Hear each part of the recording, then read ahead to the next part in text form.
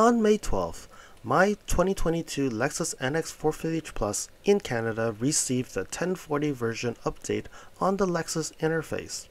And I remember I said it took 409 days between this update and the last one. We didn't really know a lot of details on what was updated, how many bugs were fixed, the details of what was done.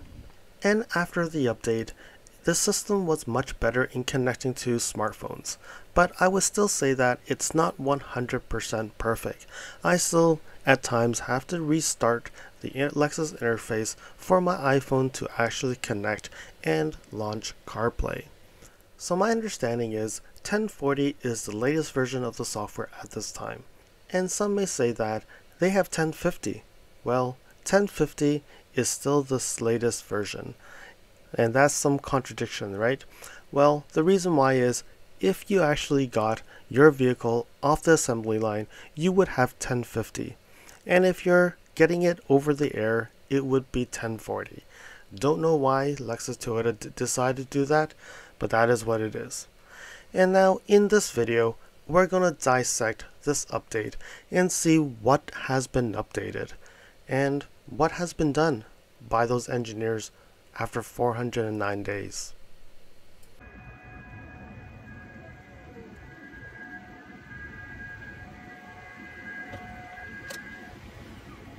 Before I start on today's video, I would like to introduce our new Instagram account at LSFT Videos.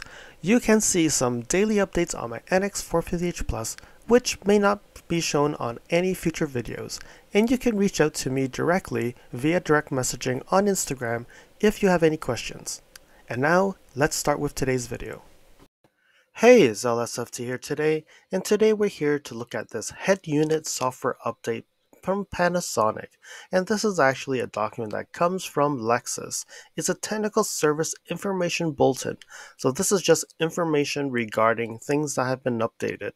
You can see here it actually said March 21st, 2022, and this is a market for USA, but I believe the updates are very similar to what has been done in Canada as well. So right now we're on revision 1 of this document. But then when you look at it, it's March 21st, 2022, right? That seems to be old, isn't it?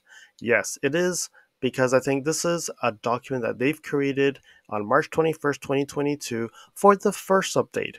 Keep in mind that I actually got my first update around March 31st round time frame, and that's when they created this document. And now what they've done is they made the first revision, which now includes what is in the second update that they've done. So one thing that we look at here is it does say it applies to 2023 ES250s, ES300H, ES350, and the UX250H. Okay, and it also applies to 2022 LX600s, NX250, NX350, 350H, and also the 450H Plus. One thing that I see that's quite interesting here is they did not say that this applies to the NX series for 2023. I'm assuming that the 2023 models already has the update, or they actually misput it in the NX series, or there's actually another document for the 2023 version. I'll have to look at that and see if there's more information about that. So it's highly possible that the 2023 version and the 2024 version of the NX has already received the update based on what was coming from the manufacturer. So maybe that's the reason, and that's why you probably have the 1050. But my assumption is that 2023 NXs will also, like if they still had the older 1020 or whatever version, they would actually get over-the-air updates. So any of you who actually receive the update and you have the 2023 model NX, let me know in the comments below so that others know that this actually applies to the 2023 and possibly the 2024. I think the 2024 already gets the 1050 version already, so it doesn't really matter. So let's scroll down and see more information. So you can see here now, April 5th, 2023 was the first revision, and now it says it includes the 2023 models of the ES and the UX.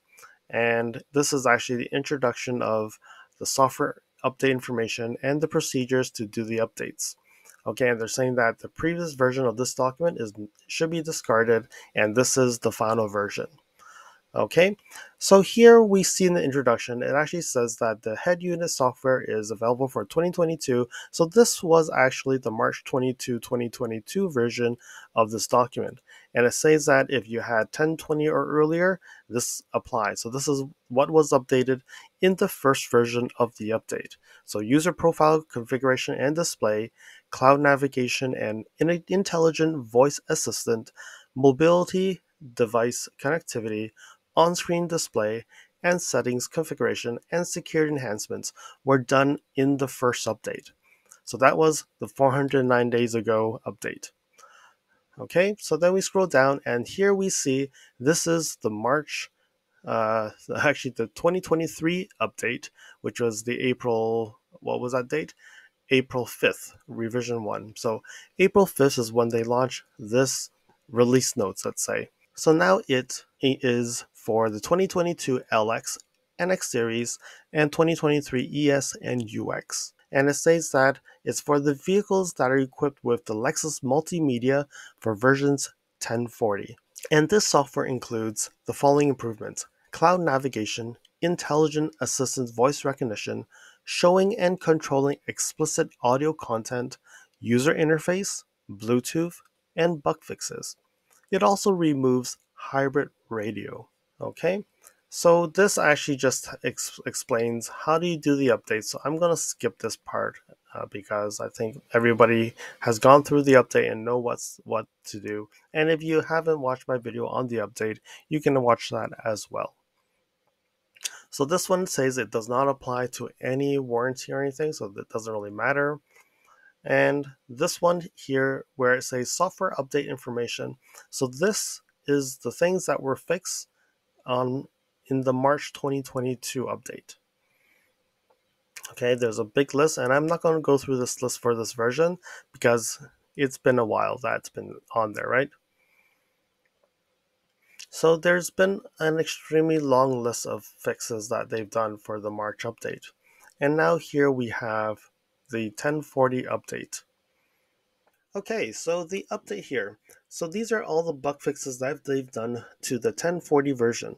So the first one is display screen black. I really think that they should do a little bit more explanation here, right? Display screen black. What does that really mean?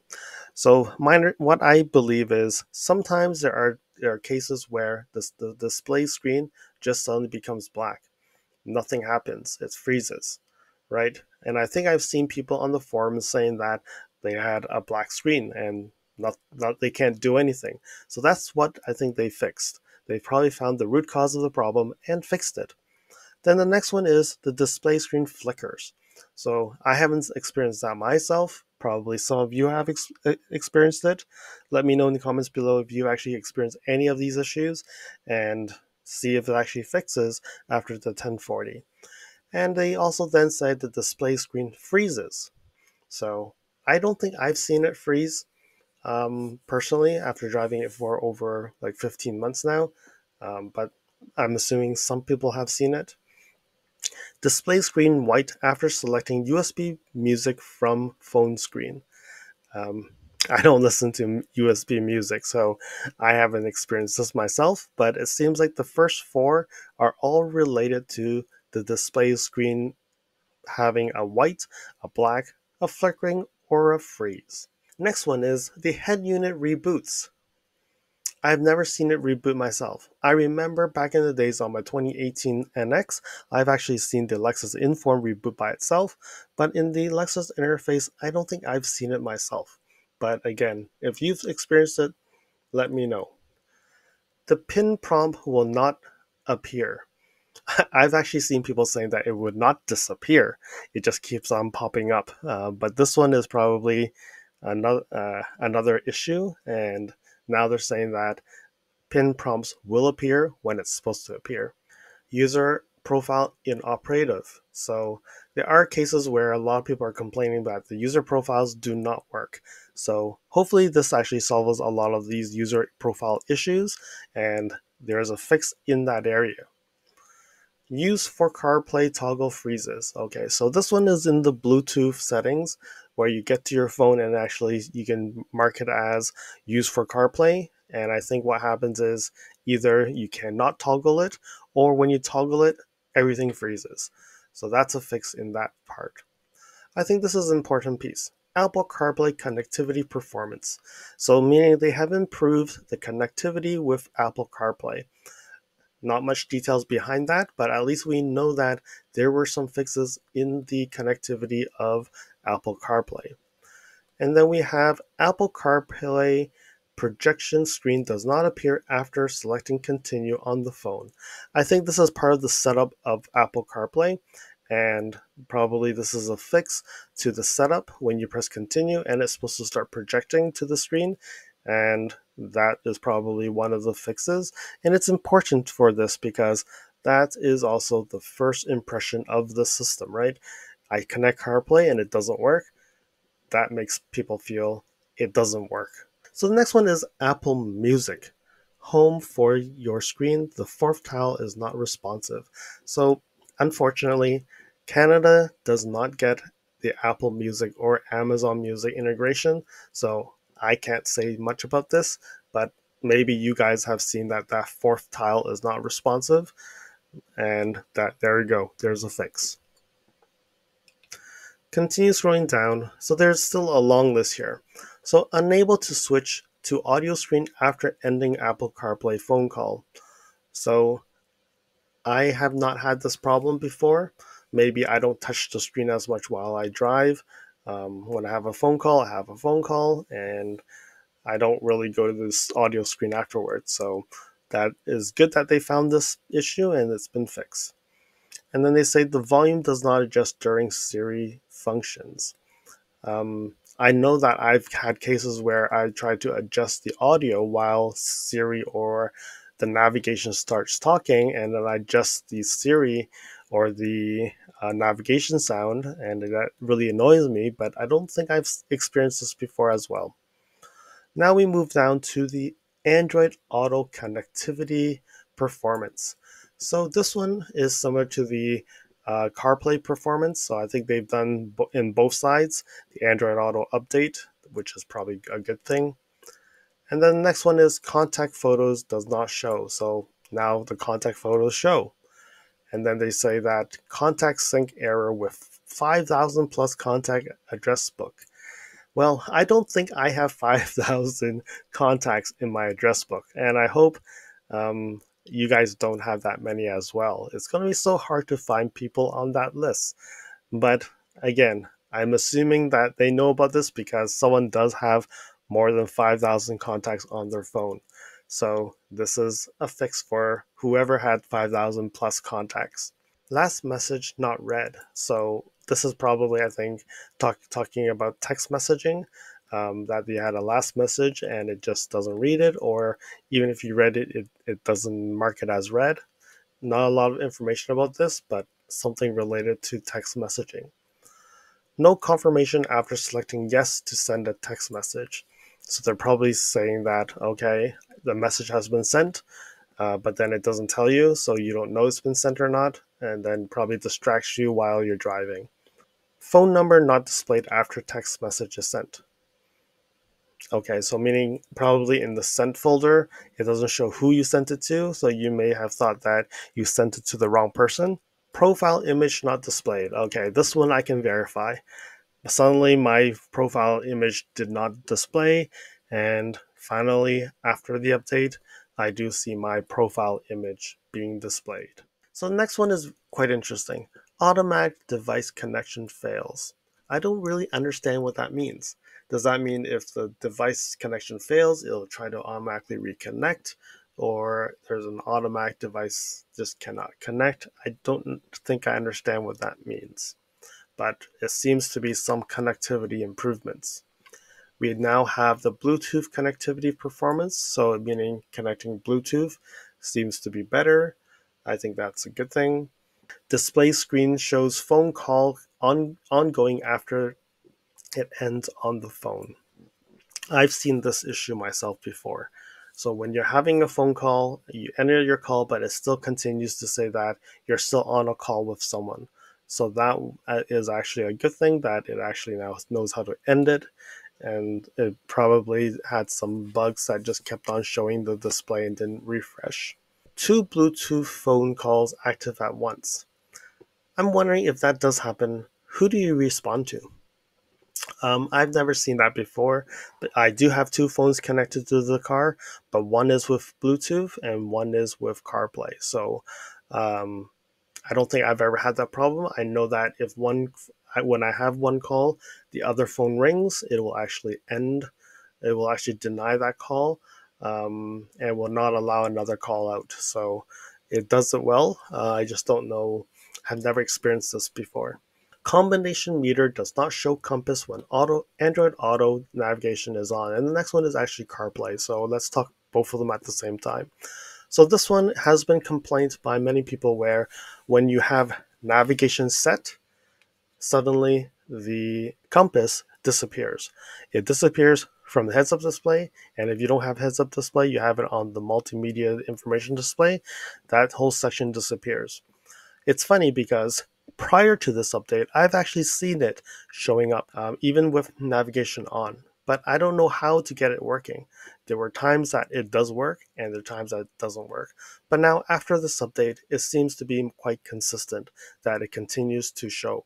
One thing I have noticed is once navigation has started, the compass will actually blink and come back again. So I think what they've done is either they've added code to ensure that when there's navigation to show the compass again. The next one is date is incorrect when there is no GPS signal available. So one thing I've noticed is when there's no GPS signal, it takes time for it to resync and then display what the time is. It seems to always default back to a place, and I think that's what they've corrected. In reality is you should just default it to what it was before and then do the update when there's connections. So hopefully that's what they've done. Incorrect navigation guidance is displayed. That one is scary because if it displayed the wrong navigation and you're going to the wrong place, this is a true bug fix that was needed urgently. Map orientation resets, the map 2D, 3D view resets, map zoom level resets. So these are all related to the maps in the navigation. We have navigation announce cross state borders incorrectly while driving. Navigation recalculation is stuck. And I can see how annoying this will be because when it tries to recalculate and it's stuck and you're driving, you're on your way and you don't know where to go. Important update, right? Navigation route guidance is inoperative after remote engine start. I don't think I ever seen this, but I typically would engine start, but then I rarely use their navigation. So this update probably doesn't affect me a lot. So the next one is traffic flow not updating while zoomed out. I've seen that when you zoom out, you don't see much of the traffic flow, but it's saying it's not updating. So either it's not updating, it's not showing, or it's actually not updating as in it's not getting information about the traffic flow. Unable to launch navigation by tapping on the icon. Okay, I don't think I've ever seen that problem. And then I think now we're going down to the voice recognition. So it's saying that the voice recognition commands improvements, the voice recognition inoperative during Siri XM playback. Okay, I don't have Siri XM. And the voice recognition reply improvements. Okay, and then here we have remove hybrid radio messages. So it seems like that whole function has been removed. So that's why they took out the whole hybrid radio. Saved radio stations will not display station names. I don't think I've seen that before. The Siri XM channel presets in non-Siri XM regions. So I guess they're seeing presets when there's actually no Siri XM available at all. And they're saying that the Siri XM radio is inoperative. And then we have Wi-Fi DCM messages appear in English instead of in French. So in the French translation, it doesn't show up in English. Okay, so that's all there is. So that's all we have here. So let's look at this. So display related stuff, we have 4 items. And then this is all related to the head unit. So all these items. So let's say the first 4, 5, 6, 7 are all related to display and user profiles. Then we have fixes we have 4 here, 5, 6. So we have 6 items that were fixed for Apple CarPlay. And it does look like we have Android Auto as one fix here. Then we have anything related to their telephony stuff, which is like the phones and stuff. So we have about 4 items, actually 4 or 5 items. The 5 items related to like messaging, contacts, message read. We have here which is related to image profile and some Bluetooth connectivity. So these are all related to connectivity issues. So we have like 5 items on the connectivity issues. And we have all these related to GPS and navigation items. So let's keep on going. So these are all the ones. So there's 1, 2, 3, 4, 5, 6, 9, 10, 11, 12. We have 12 items related to navigation. Then we have 3 items related to voice recognition. This is removing the hybrid radio message. So that's only 1. And we have 3 items related to Siri, XM, and radio. Actually, this was also radio. So let's consider this as 4 radio related stuff and 1 translation. So that's all the bug fixes that were done. So about 1 year worth of work. Do you think this is 1 year's worth of work? As a software engineer at heart, I would say this is still very little fixes. I think this could have been done in like quickest probably 3 months. At the longest is probably half a year, but 1 year seems to be a little bit too much. It's unfortunate. I would say this could actually have been done in more of an agile way where they fix something, let's push it out. But don't wait a whole year to push it out. Like if you've actually went and say that, oh, I'm displaying incorrect navigation guidance. Once that is fixed, confirmed by QA, push it out. Even push it out to a smaller group to ensure that it's fixed, and then you push it out as a whole. Like do like a monthly release. Come on, like don't do a yearly release, do a monthly release. That would actually make things much better for customers. You'll have better satisfaction overall. But okay, here it is. I've done my venting. This is all the fixes that they've put out. So let's go down and see what else is here. So this is actually just talking about this is probably the firmware images that you can download, but I can tell you these links won't work in this document. What I see here is they have a premium head unit and an entry head unit. So the LX600 has always the premium, and the NX series has entry and premium. ES also has that, and the UX also has that. So my guess here, what the premium is the 14-inch, and the entry is the 9.8-inch. That's what I think this means here, because you can see the LX always has the top trim. So there's only one standard one, but the NX, like some of them have the 9.8 and some of them have the 14-inch. And I think that's the same across the ES and the UX. Okay, so that's just talking about how to download the thing. And I think down here it just continues to tell you how do you actually do the updates, like either through the over-the-air or you can do it through data Wi-Fi or USB. So this tells you how to turn on the Wi-Fi.